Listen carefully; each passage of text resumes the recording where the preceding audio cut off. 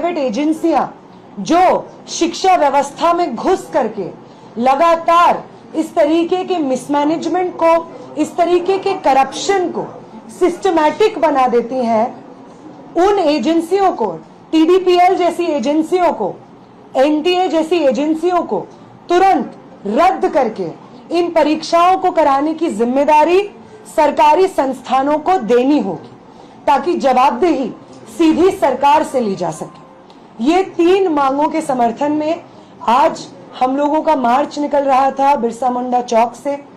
उस मार्च के दौरान जब मैं वहां पे खड़ी हुई थी बैनर के पीछे, मेरे साथ साथी विभा खड़ी थी, बहुत सारी और महिला साथी खड़ी हुई थी, नारा लगा रही थी।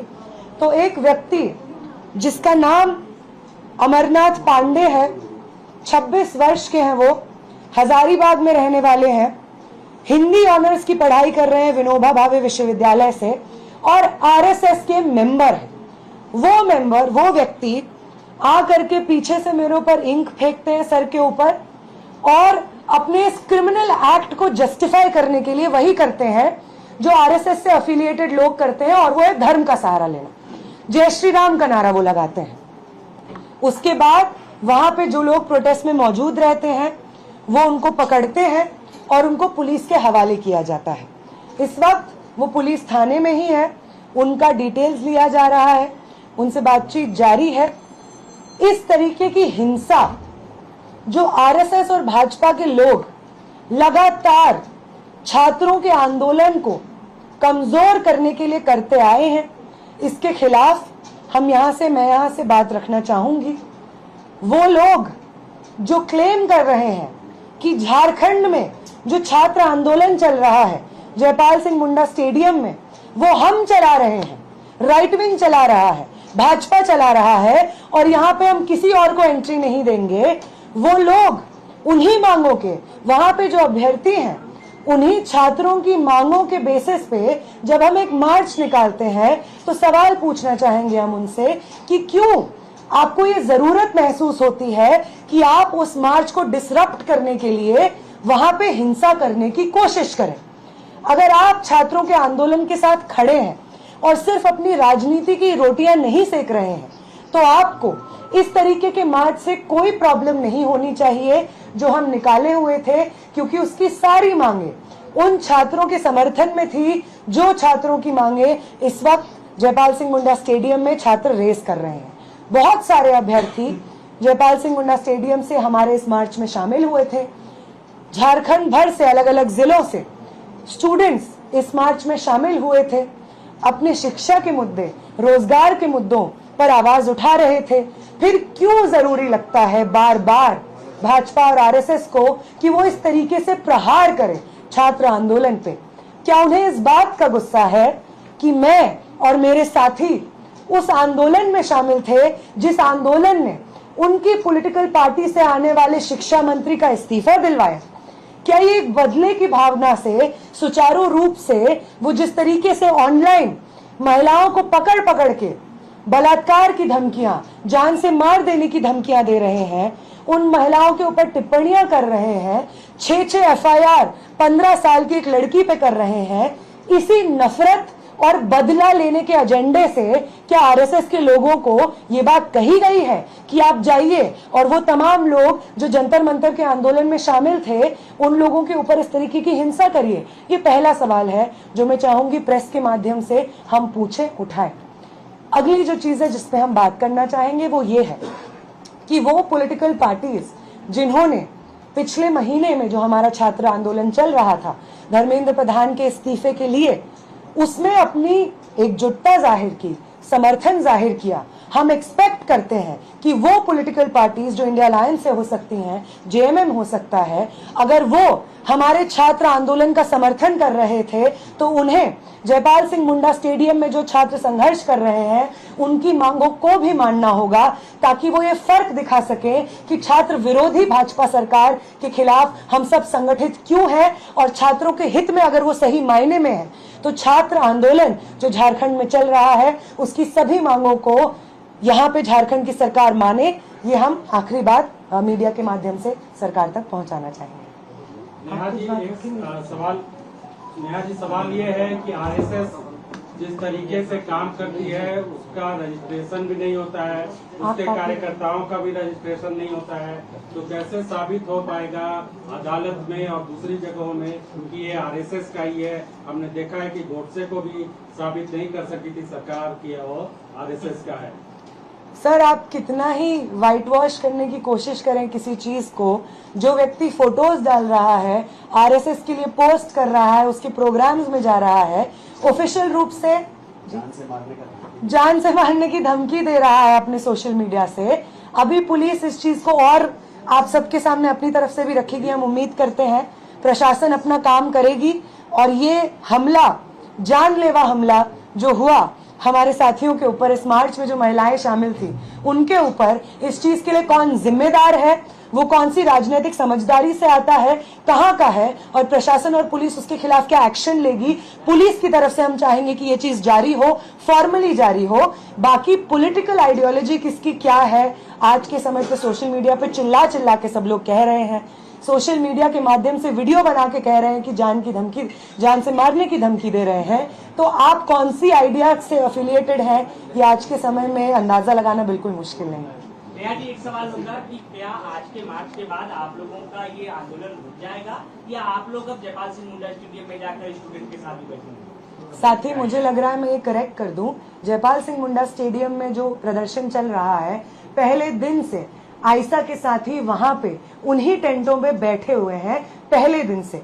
इसलिए ये बात, जो एक और सवाल आप पूछ रहे हैं कि मैं 14 दिन बाद क्यों आई, मैं आयशा की राष्ट्रीय अध्यक्ष हूँ, लेकिन आयशा झारखंड के साथी इन्हीं झारखंड की सड़कों पे लगातार छात्रों के इस आंदोलन को बुलंद करते रहे हैं, छात्रों के तमाम मुद्दों पे संघर्ष करते रहे हैं। और जब ये आंदोलन उठ खड़ा होता है जयपाल सिंह मुंडा स्टेडियम में, तो पहले दिन से सुबह हो, शाम हो, बारिश हो, धूप हो, रात के सुबह के 8 बजे से लेकर के रात में वहीं सोने तक सब आयशा के साथी उन्हीं टेंटों में सोते थे, इस आंदोलन में पहले दिन से शामिल थे।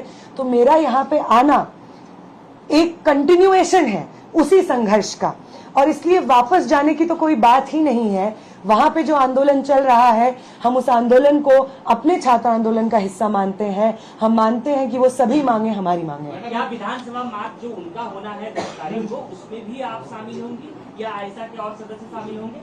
बिल्कुल, जो 10 तारीख को मार्च का कॉल है, उस मार्च को हमारा समर्थन है, और सिर्फ नैतिक समर्थन नहीं है, बाकायदा मोबिलाइजेशन में आपको आयशा के साथ ही उस दिन सड़क पे दिख जाएंगे। आप भी रहेंगे? ये सवाल, क्या आप भी रहेंगे? मैं, माफ कीजिएगा, नहीं रह पाऊंगी, क्योंकि बाकी राज्यों में इसी तरीके के आंदोलन कॉलेजेस, यूनिवर्सिटीज में चल रहे हैं, जहाँ पे छात्रों ने इनवाइट किया है। तो मैं पर्सनली नहीं रह पाऊंगी, लेकिन आयशा के साथी जितनी लाठियां पड़ेंगी, अगर पड़ेंगी तो वो आयशा के साथियों पे भी पड़ेंगी। जितना लंबा वो मार्च होगा, उस मार्च में आयशा के साथी भी रहेंगे। आप जो साथी कवर करते हैं झारखंड में मीडिया, आप खुद ये देखेंगे। अगर जंतर मंतर में 20 तारीख को जो हिंसा हुई, जो स्टेट की तरफ से ऑर्डर पे मैक्सिमम पॉसिबल हिंसा, मैक्सिमम पॉसिबल डैमेज करने का जिस तरीके से आदेश आया, ऐसा लगता है उनके कारनामे से, अगर उससे छात्र नहीं डरे, तो मैं भी एक छात्र हूँ, मैं भी एक स्टूडेंट एक्टिविस्ट हूँ। एक स्याही से हम क्यों डरेंगे? बाकी कपड़े गंदे हुए हैं, मुंह गंदा हुआ है, एक बार नहा लेंगे, कपड़े धो लेंगे, सब साफ हो जाएगा। उनके मन में जो हिंसा है, वो उनके मन में जो नफरत है, उसका सफाया होना ज्यादा मुश्किल है। ये स्याही से छात्र आंदोलन ना कभी डरा है, ना कभी डरेगा। नेहा मैडम, जिस तरह से बीजेपी और आरएसएस इस आंदोलन को पूरा डाइल्यूट करने का प्रयास कर रही है, क्या जेनजी आंदोलन दोबारा से फिर से खड़ा होगा?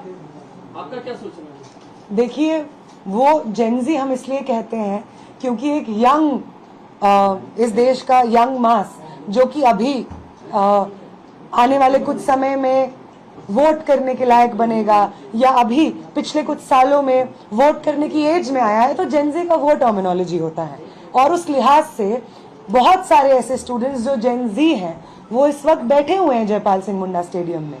इसलिए भाजपा, आरएसएस चाहे तमाम कोशिश कर ले, प्रधानमंत्री वीडियो पे वीडियो बना दें, उनके सांसद पार्लियामेंट से अजीब अजीब हरकतें करें अपने आप को जेनजी के प्रति रिलेटेबल बनाने के लिए, मोहन भागवत चाहे जेनजी के साथ वार्तालाप क्यों ना कर ले, उन्होंने जिस तरीके का धोखा इस देश के जेनजी नौजवानों को, मिलेनियल, हर जनरेशन को दे दिया है, वो हम सब के दिलो दिमाग में बसा हुआ है।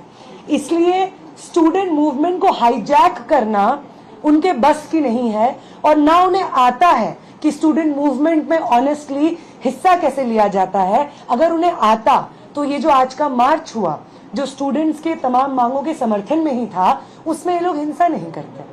मैडम, आज 14 दिन हो गया आंदोलन का, 14 दिन से जो स्टूडेंट है लगातार आंदोलन कर रहे हैं। उनके नेता दिग्विजय जी वहाँ मुंबई में बैठे, वो कह रहे हैं कि हमारा नैतिक समर्थन है, पर कोई बड़ा चेहरा आया नहीं। आप उस मंच में थे, सीजेपी का सपोर्ट या रोल आज के इस मूवमेंट, आपका क्या कहना है? साथ ही मैं सीजेपी से हूँ नहीं, आप उस मंच पे हम तो मेरा ये जानना है, क्योंकि आप उस मंच पे थी, आप भूख हड़ताल में शामिल थे, कि आपको क्या लगता है कि सीजेपी क्यों एक्टिव नहीं हो रही? रांची के बच्चे क्या बच्चे मंच पर नहीं थे, मंच पर नहीं जाने दिया था? ठीक है, ऐसा नहीं, मैं ये कह रही हूँ साथी, कर लेंगी अपने को। मैं अपने को क्यों डिफेंड करूंगी? मैं तो यहाँ पे रांची में इस प्रदर्शन में शामिल हूँ, स्टेडियम में भी मैं गई हूँ। साथी, मैं सीजेपी को डिफेंड नहीं करूंगी, क्योंकि मैं जानती नहीं हूँ उन्होंने जो नैतिक समर्थन दिया है। और इनफैक्ट जितना मैं न्यूज पढ़ती हूँ, समझती हूँ, उन्होंने ये भी कहा है कि वो इस प्रदर्शन में रांची भी आएंगे, तो वो जल्द से जल्द रांची आए। मैं इसी चीज की उम्मीद करती हूँ।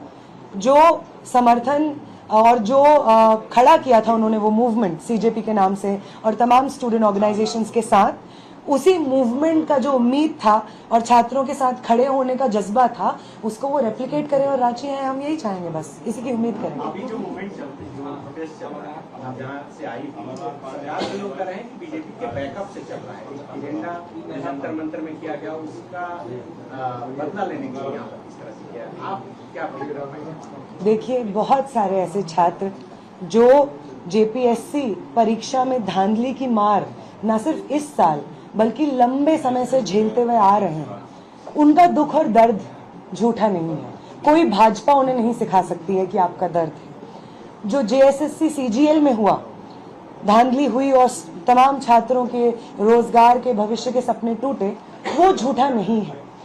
ये मूवमेंट छात्र अपने मर्जी से एकजुट होकर के लड़ रहे हैं, और भाजपा इस चीज का कितना भी श्रेय लेने की कोशिश करे, वो छात्र जो जयपाल सिंह मुंडा स्टेडियम में बैठे हुए हैं, वो छात्र किसी बैनर को खुद ही कह रहे हैं कि हम बैनर के तले नहीं है। हमने एक कमेटी बनाई है, रिफॉर्म कमेटी, उसी से हम लोग जारी करते हैं अपने जितने भी कॉल्स होते हैं। तो वो ये कहते हैं। और जहां तक भाजपा और इन तमाम लोगों की बात आए, तो जैसा मैंने कहा, अगर भाजपा के लोग शामिल हैं, बहुत अच्छी बात है कि उनको देश भर में जब आंदोलन चला, धर्मेंद्र प्रधान के खिलाफ, उनकी सरकार के खिलाफ था, तो उनके अंदर छात्रों के प्रति ये सहानुभूति नहीं जगी। अब जग गई है, बहुत अचंभे और हिपोक्रेसी की बात है। लेकिन कोई नहीं, वो अगर है तो हम भी हैं। हम उस आंदोलन में भी थे जो देश भर में लड़ा गया, और हम लेफ्ट से हैं, आईसा से हैं। तो उस आंदोलन की जो सिंसेरिटी थी, जो ऑनेस्टी थी, जो झुका नहीं लाठियों के सामने, पैलेट गन्स के सामने, हम उसी मजबूती के साथ और राजनीतिक प्रतिबद्धता के साथ इस मूवमेंट में भी शामिल हैं। सब लोग शामिल हैं। भाजपा के 3 लोग आपको मिलके कह रहे हैं कि देश विरोधी नारा लगा है, और आप उसको हजारों छात्रों की तरफ से रिप्रेजेंटेशन के फॉर्म में पेश कर रहे हैं, तो ये तो सच नहीं है। और दूसरी बात, उस प्रोटेस्ट में जो जंतर मंतर पे हुआ, पहले दिन से लेकर के आखिरी दिन जब तक वो प्रोटेस्ट चला, मैं पर्सनली उस प्रोटेस्ट में हर रोज, हर सुबह, हर रात शामिल थी। एक नारा उस प्रोटेस्ट में नहीं लगा है जो देश के विरोध में हो। मोदी के खिलाफ नारा लगा है, हाँ। अमित शाह के खिलाफ लगा है, हाँ। धर्मेंद्र प्रधान के खिलाफ लगा है, हाँ। ये जनप्रतिनिधि हैं, इनका काम है जनता के मुद्दों को एड्रेस करना, जनता को सर्व करना। अगर ये जनप्रतिनिधि अपना काम नहीं करेंगे तो उनके खिलाफ नारे बिल्कुल लगेंगे। इस व्यवस्था के खिलाफ, शिक्षा व्यवस्था के खिलाफ नारे बिल्कुल लगेंगे। और किसी मंत्री के खिलाफ नारे लगाना, भले ही वो प्राइम मिनिस्टर क्यों ना हो, भले ही वो होम मिनिस्टर क्यों ना हो, शिक्षा मंत्री क्यों ना हो, उसे एंटी नेशनल नहीं कहा जाता है, उसी को सही नेशनलिज्म कहा जाता है। इस देश में सत्ता पक्ष में जो लोग शामिल रहे हैं, उस सत्ता को चुनौती देते हुए हमने इस देश की नई परिभाषा को गढ़ा था। आजादी के आंदोलन का यही मतलब था। और तब भी यही लोग जो आज कह रहे हैं कि देश विरोधी नारे लगे थे, वो भगत सिंह को देशद्रोही कहते थे, वो तमाम स्वतंत्रता सेनानियों को देशद्रोही कहते थे, गोडसे के साथ खड़े होते थे, गांधी के हत्यारों का जय जयकार करते थे। ये अभी भी वही लोग हैं जो आज कह रहे हैं कि जंतर मंतर का वो प्रोटेस्ट जो तमाम छात्रों के लिए खड़ा हुआ वो देश विरोधी था। ये वही लोग हैं जो गांधी को भी देश विरोधी कहते थे, भगत सिंह को देश विरोधी कहते थे, स्वतंत्रता सेनानियों को देश विरोधी कहते थे।